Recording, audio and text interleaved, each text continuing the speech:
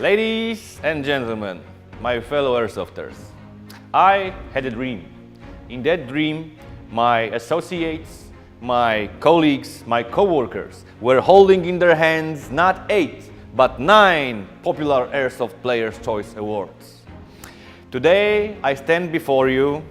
I ask not what Gunfire can do for you. I ask if you could do something for Gunfire. Can you nominate us in Popular Airsoft Players' Choice Awards? I believe you can. Yes, you can. And I hope you will. Never before in the history of those awards had Gunfire such a need of your help. Please let us make Gunfire win again. Thank you very much.